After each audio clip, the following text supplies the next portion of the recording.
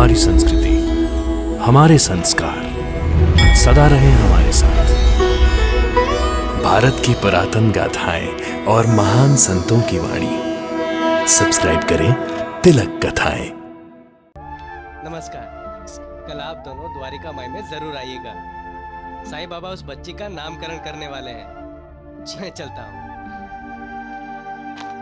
नमस्कार। चलो बेटी, मैं राहता जाने के लिए टांगा लेकर आती हूँ। हाँ, अभी नहीं माँ, अभी नहीं। कल मेरी बेटी का नामकरण होगा। हाँ, मैं मेरी बेटी का नाम सुनना चाहती हूँ माँ। मैं नाम सुनना चाहती हूँ माँ।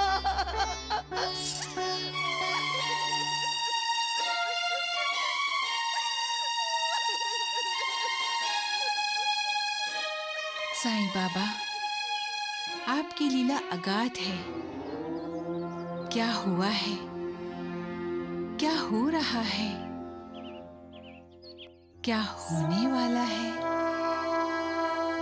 ये सब आप जानते हैं। साईं बाबा, अरे किसका बच्चा है ये? ये तो बाबा की आवाज है ना? चलो चलो चलो चलो चलते हैं। बच्चे को पुकार सुनो। बच्चा बच्चा मत रो। किसका बच्चा है ये? किसका बच्चा है ये? किसका बच्चा है ये? किसका बच्चा है?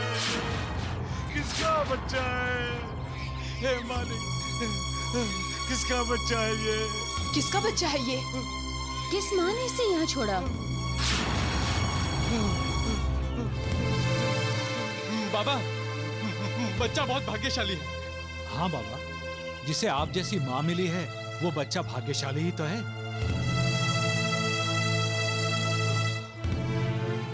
बच्चा भाग्यशाली है सगुण, लेकिन कितने दुर्भाग्य की बात है कि एक माँ को मालिक के इस रूप को त्यागना पड़ा।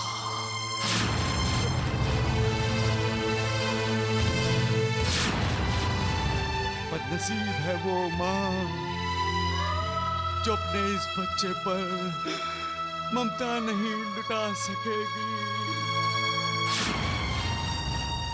मालिक के इस नन्हे मुन्ने बच्चे को अपने सीने से नहीं लगा सकेगी, इसे प्यार नहीं कर सकेगी, इसे दूध नहीं पिला सकेगी। और सबसे बड़ी बात यह है कि इस नन्हे मुन्ने बच्चे के मुख से पहली पुकार, मधुर पुकार माँ नहीं सुन सकेगी। तो इसे हम बदनसीबी नहीं तो और क्या कहेंगे सगुण। और उस मालिक ने, ईश्वर ने, भगवान ने इंसान की झोली में ये सुख डाले और इंसान की झोली फटी हुई हो तो वो क्या कर सकता है? क्या हम उसे भाग्यशाली कहेंगे? नहीं, वो दुर्भाग्यशाली है, महा दुर्भाग्यशाली है।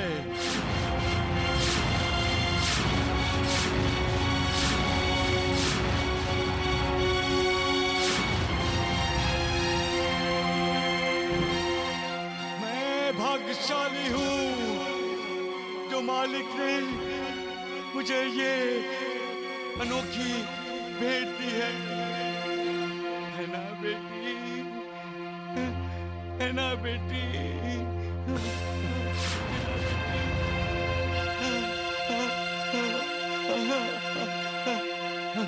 हम जाते हैं, हम जाते हैं। लक्ष्मी की माँ, बच्चे की परवरिश कैसे की जाती है ये अब हमें सीखना है। तू मत रो बेटी, मत रो। अरे माँ नहीं है तो क्या हुआ? देख देख, तुम्हारी कितनी मौसियां हैं, तेरे चाचा चाची हैं। देख, तू मत रो, मत रो। मैं तुम्हारे साथ हूँ, मालिक तुम्हारे साथ है। मत रो, मत रो, मत रो मेरी बेटी।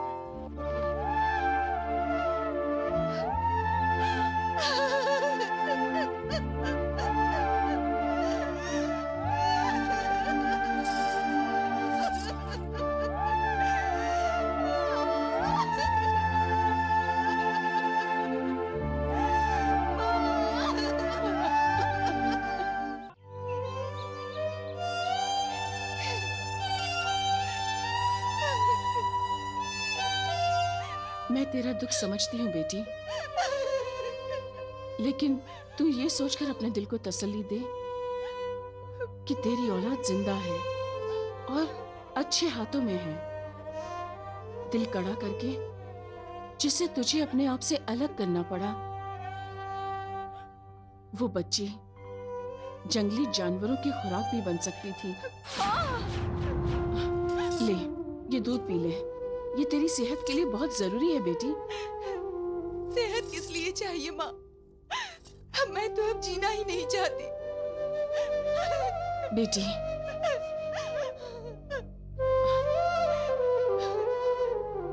बेटी, जीवन बहती नदी की तरह होता है, बहता ही रहता है। उसमें बाढ़ आए, तूफान आए, सबका सामना करना पड़ता है। और तू तो अभी जवान है, पूरी जिंदगी पड़ी है तेरे सामने जीने के लिए बेटी। क्या करनी है ऐसी जवानी और उम्र माँ, जो अपनी पहली संतान को अपने से अलग करने पर मजबूर होना पड़े, वो भी सिर्फ इसलिए कि वो बेटा नहीं बेटी है। क्यों माँ, क्यों?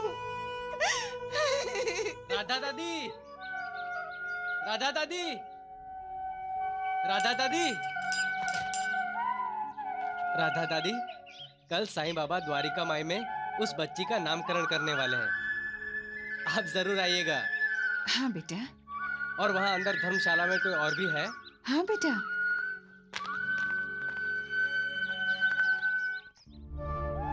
नमस्कार। कल आप दोनों द्वारिका माई में जरूर आइएगा।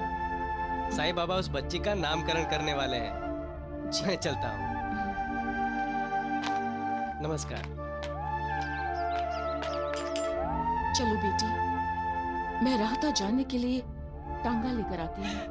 हाँ, अभी नहीं माँ, अभी नहीं। कल मेरी बेटी का नामकरण होगा। हाँ, मैं मेरी बेटी का नाम सुनना चाहती हूँ माँ। मैं नाम सुनना चाहती हूँ माँ।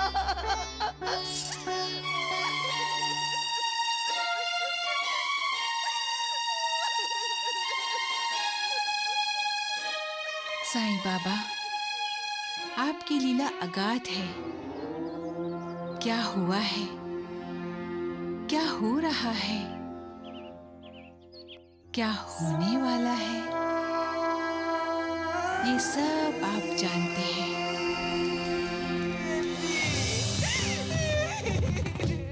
मैंने इस बच्ची को जन्म दिया साईं बाबा, और अपना भविष्य सोच कर डर गई थी मैं बाबा। अपना भविष्य सोच कर डर गई थी मैं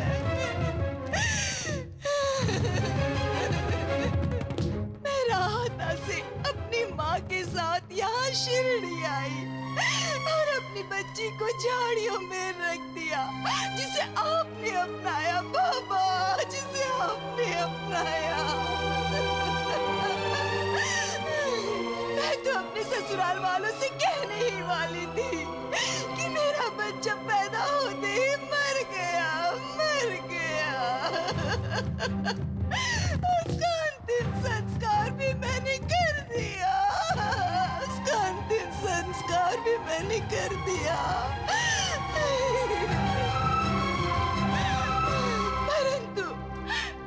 परंतु बच्ची को छोड़ने के बाद मुझे पता चला कि मैंने अपने ही आत्मा पर अंतिम संस्कार किया है। अब मैं अपनी सुमति को आपके हवाले नहीं करूंगी। अब मैं इसे अपने साथ लेकर ही राहता जाऊंगी। इसे मैं माँ की ममता दूंगी, बहुत प्यार दूंगी। ये क्या कह रही हो बेटी? तुम अपनी ससुराल नहीं जाओगी? जो पति अपनी पत्नी का साथी नहीं बनना चाहता, जो पिता अपनी बेटी का बाप नहीं बनना चाहता, उसका साथ मैं 7 जन्म तो क्या, मैं इसी जन्म में नहीं देना चाहती बाबा, मैं इसी जन्म में नहीं देना चाहती बाबा।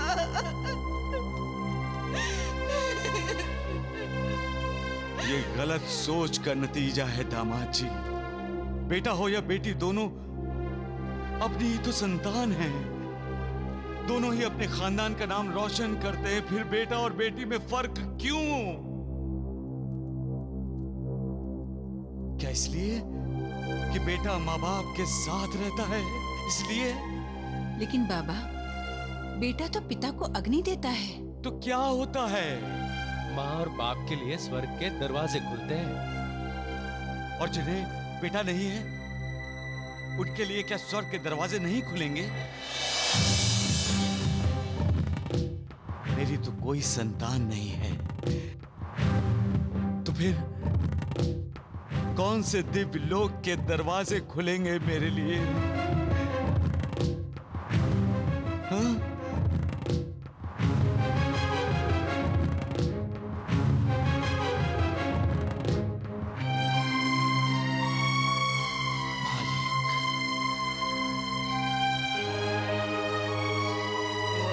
ये सोच ही गलत है तात्या, गलत है।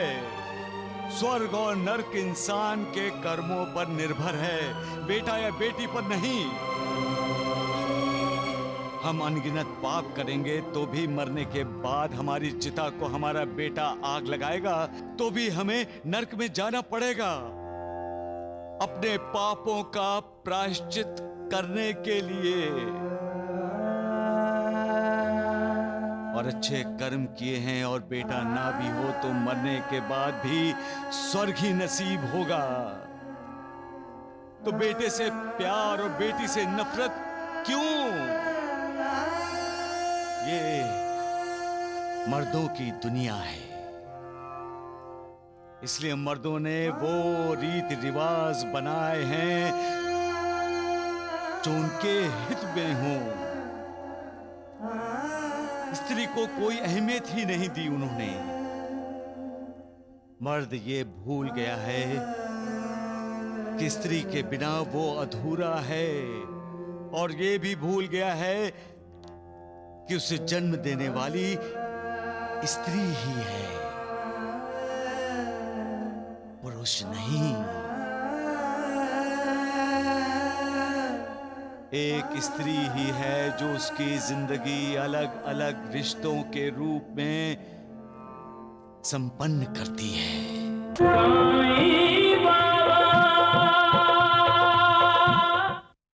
स्वामी महाराज, ये विष्णु बाबा ब्रह्मचारी हैं, विद्वान हैं, ज्ञानी हैं, वेद और वेदांत के अभ्यासक हैं।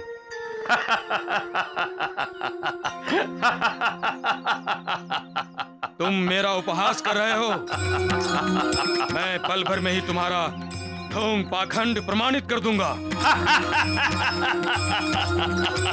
क्या तुम मुझे बता सकते हो ब्रह्मपदी तदाकार का क्या मतलब होता है? बताओ। तुम अपने आप को परब्रह्म कहलवाते हो ना, तो बताओ ब्रह्मपदी तदाकार का क्या मतलब होता है? हर रोज आप सभी जिसकी भक्ति करते हैं, जिसे अपना परब्रह्म समझते हैं, जिसकी आरती उतारते हैं, वो ना परब्रह्म है, ना कोई योगी, ना सिद्ध पुरुष।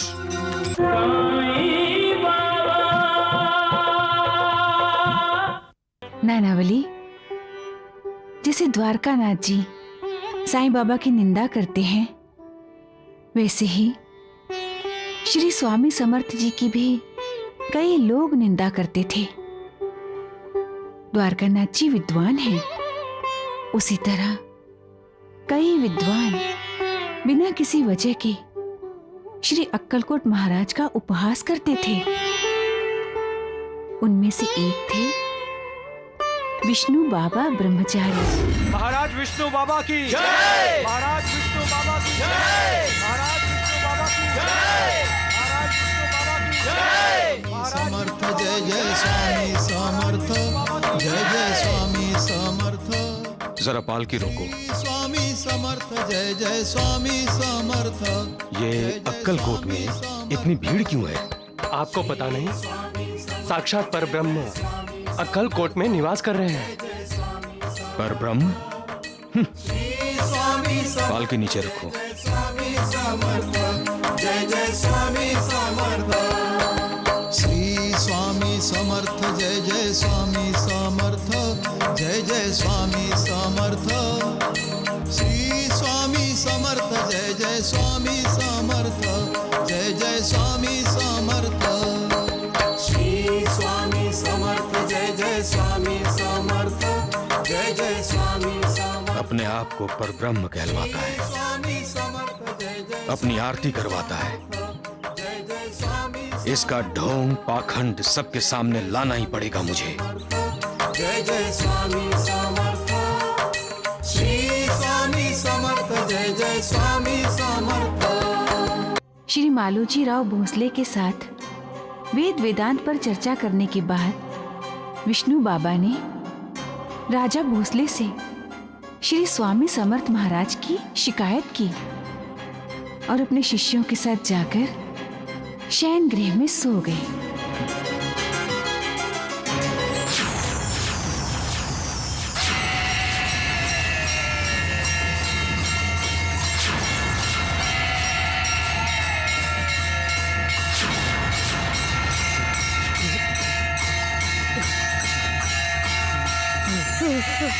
बचाओ बचाओ बचाओ, मैं मर गया।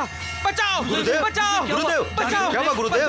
बचाओ बचाओ बचाओ गुरुदेव, बचाओ गुरुदेव। क्या हुआ गुरुदेव, आप चिल्लाए क्यों? बिच्छू बिच्छू बिच्छू को हटाओ, बिच्छू को हटाओ। कहाँ है बिच्छू गुरुदेव? देखो चारों तरफ है, देखो मेरे सीने पर भी है। हटाओ इसे, जल्दी हटाओ। यहाँ तो एक भी बिच्छू नहीं है गुरुदेव, ना इस जाली में और ना ही आपके सीने पर।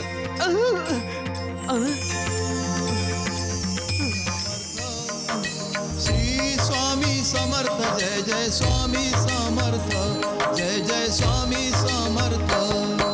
श्री स्वामी समर्थ जय जय स्वामी समर्थ जय जय स्वामी समर्थ। श्री स्वामी समर्थ जय जय स्वामी समर्थ जय जय स्वामी समर्थ। स्वामी महाराज, ये विष्णु बाबा ब्रह्मचारी हैं, विद्वान हैं, ज्ञानी हैं, वेद और वेदांत के अभ्यासक हैं।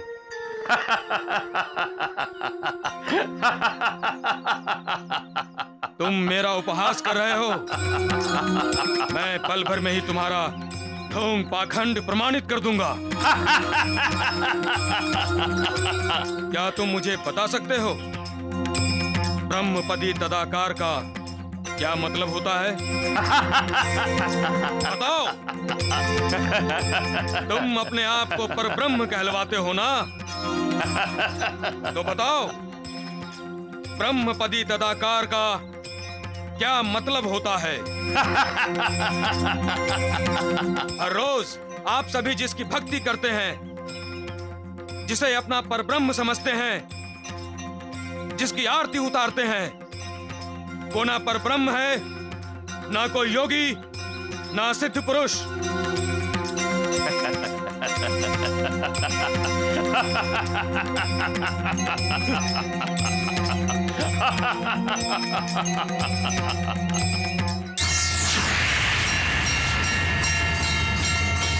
स्वामी जी, स्वामी जी, बिच्छू, बिच्छू,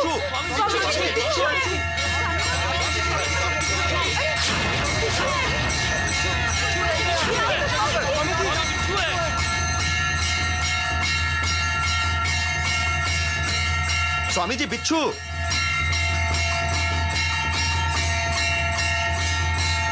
रात को सपने में बिच्छू देखकर डर के मारे चिल्ला रहे थे तुम, और बातें वेद वेदांतों की करते हो। अरे खुद ढोंगी होकर दूसरे को ढोंगी कहते हो। जो खुद को बचाने के लिए दूसरों को बुलाता है, वो समाज को क्या बचाएगा? उसका मार्गदर्शन कैसे करेगा? लोगों की आध्यात्मिक उन्नति कैसे करेगा? अपने आप को योगाभ्यासी कहते हो, परंतु तुम योगी नहीं हो। ब्रह्म जानने के लिए तपस्या की जरूरत है, अहंकार की नहीं। जो विनम्र है वही ब्रह्म से एक रूप हो सकता है और वही ब्रह्म पदी तदाकार का मतलब समझ सकता है। तुम्हारे जैसे मूर्ख नहीं। जाओ, जिस तरह आए थे वैसे ही लौट जाओ। जाओ।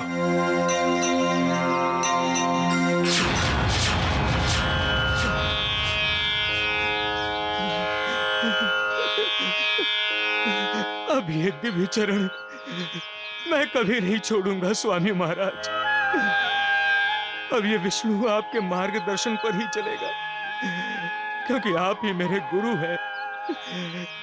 आपका उपहास करने का जो अक्षम्य अपराध मुझसे हुआ है, उसके लिए आप मुझे जो दंड देना चाहे दे दीजिए, मगर मुझ पर कृपा करना मत भूलिए। श्री स्वामी समर्थ जय जय स्वामी समर्थ, जय जय स्वामी समर्थ। श्री स्वामी समर्थ जय जय स्वामी समर्थ, जय जय स्वामी समर्थ। श्री अक्कलकोट स्वामी जी ने फिर विष्णु बाबा ब्रह्मचारी को गुरुपदेश दिया और उसे लोगों में भक्ति का प्रसार करने को कहा। इसका मतलब है जो लोग स्वामी समर्थ के विरोधी थे सभी उनके भक्त बन गए। शिरडी में भी वही इतिहास दोहराया जाएगा। जो कोई साईं बाबा का विरोध कर रहा है वो साईं बाबा की प्रभुता का साक्षात्कार होते ही उनका भक्त बन जाएगा।